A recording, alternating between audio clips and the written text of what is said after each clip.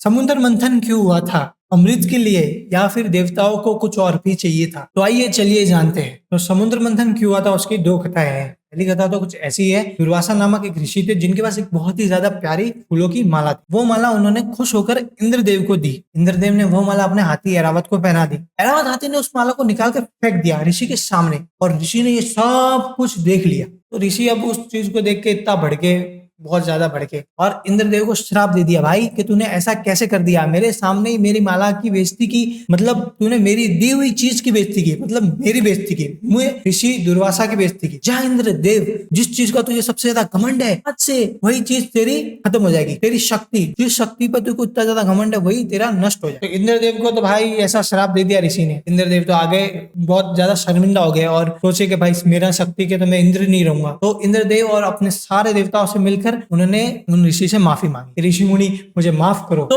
उस चीज का इलाज उनके पास तो कुछ था नहीं, तो ऋषि मुनि ने उनको बोला कि जाओ तुम विष्णु भगवान के पास जाओ, विष्णु भगवान ही तुम इंद्र का बेड़ा पार करेंगे। तो वो सब देवता मिलकर विष्णु भगवान के पास, तो विष्णु भगवान ने उन सब को बोला कि जाओ तुम सब जाके मिलकर समुद्र मंथन करो, उसी से तुम्हारे बेड़ा पार होगा और तुम्हें तुम्हारी खोई हुई शक्ति मिल जाएगी। पहली कथा तो कुछ ऐसी है। दूसरी कथा सेम टू सेम है, बस ऋषि दुर्वासा ने उनको श्राप शक्तिहीन होने का नहीं दिया, लक्ष्मीहीन होने का दिया। दूसरी कथा में सिर्फ इतना चेंज है, उनको श्राप दिया इंद्रदेव तुम और तुम्हारे देवता सब लक्ष्मीहीन हो जाएंगे। सेम रीजन, और विष्णु भगवान के पास वो फिर से गए और विष्णु भगवान ने उनको फिर से यही बोला कि तुम जाके समुद्र मंथन करो। सो गाइस, दूसरी कथा के अनुसार देवताओं ने समुद्र मंथन अमृत प्राप्त करने के लिए नहीं, बल्कि लक्ष्मी माता को प्राप्त करने के लिए किया। दूसरी कथा के अनुसार तो उनको अमृत तो ऐसे ही मिल गया कि भाई जाओ ऐश करो, अमर रहो, जिंदगी भर जियो। ये दोनों कथा ऐसी थी। तो मुझे इस कथाओं में गाइस डाउट ये है कि ऐरावत हाथी समुद्र मंथन करने के बाद निकला था ना, तो वो भाई वो पहले कैसे आ गया? तो गाइस अपनी स्टोरी अब आगे बढ़ाते हैं। तो समुद्र मंथन तो अब हो रहा है, तो समुद्र मंथन से अब क्या क्या निकला? तो गाइस अब समुद्र मंथन चालू हो रहा है। विष्णु भगवान ने कछुए का रूप लिया, एक पर्वत लिया, अपने ऊपर रखा, वासुकी महाराज आए, उस पर्वत पे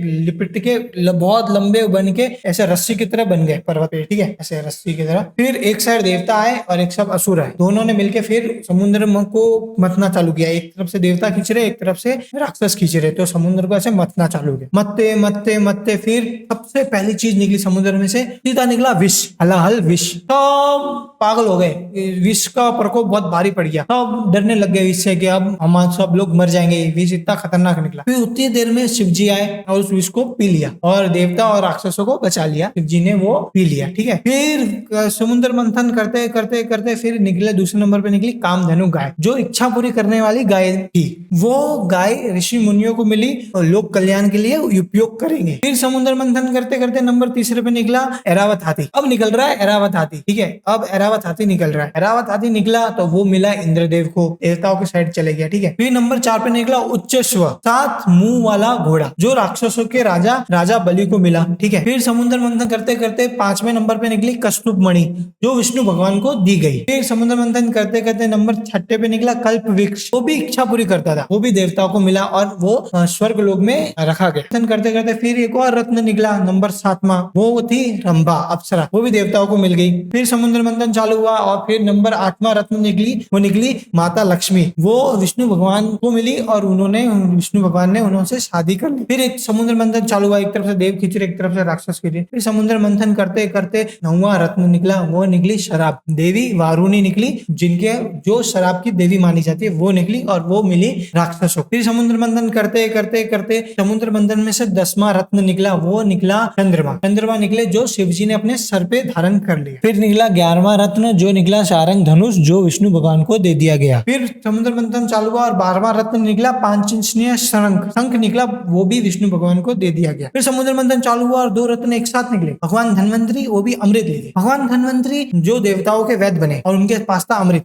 जो अमरता प्रदान करने वाला जल था। तो अब अपन जानते हैं सबसे ज्यादा फायदा किसको हुआ, देवताओं को हुआ या राक्षसों को हुआ? तो सबसे पहले तो अपनों असुरों को गिनेंगे। तो असुरों के पास 2 चीजें मिली, असुरों को सिर्फ 2 चीजें मिली। कौन सी? 7 सिरों वाला घोड़ा और शराब, और एक असुर को अमृत मिला, ठीक है, बाकी असुरों को कुछ नहीं मिला। अब देवताओं को क्या क्या मिला?